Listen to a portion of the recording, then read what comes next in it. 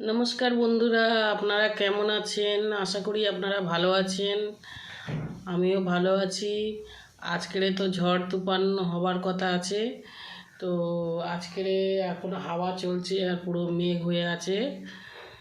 আর এই মাছ নিয়ে এসছে, মাছটাকে এখন কেটে পরিষ্কার করে নেব। বন্ধুরা, আমার মাছ কাটা হয়ে গেছে। এই যে এতটা ডিম হয়েছে, মাছে ডিম ছিল, তো আমি ধুয়ে পরিষ্কার করে নেবো। বন্ধুরা, দেখো আমাদের এখানে মেঘ করে রয়েছে, হাওয়া চলছে। তো বন্ধুরা, আমার তেল গরম হয়ে গেছে, আমি মাছগুলো ভেজে নেব।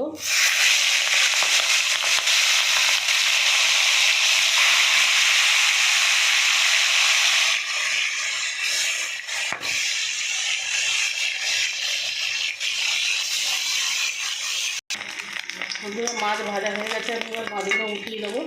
তো বন্ধুরা, আমি মাছের ডিমটাও ভাজা করে নিচ্ছি। তো মাছের ডিম দিয়ে মাছ দিয়ে একসাথে ঝাল করবো। মাছের ডিমও খাওয়া হবে আর মাছও খাওয়া হবে।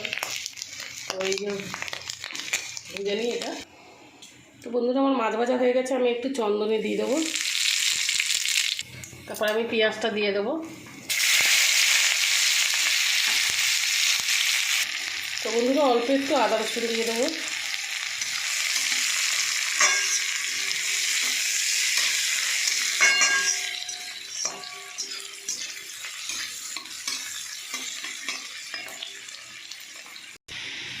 তো বন্ধুরা, এবার টমেটোটা দিয়ে দেবো।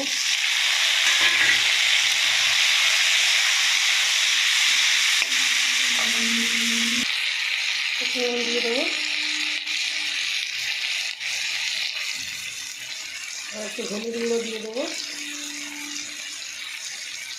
লঙ্কার গুঁড়ো দিয়ে দেবো।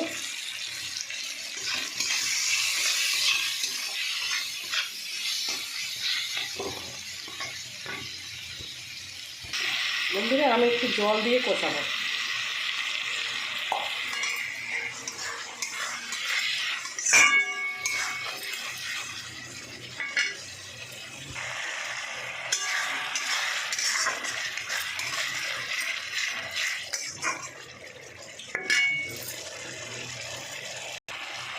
তো বন্ধুরা, আমার মশলা হয়ে গেছে, এবার আমি মাছগুলো ঢেলে দেবো।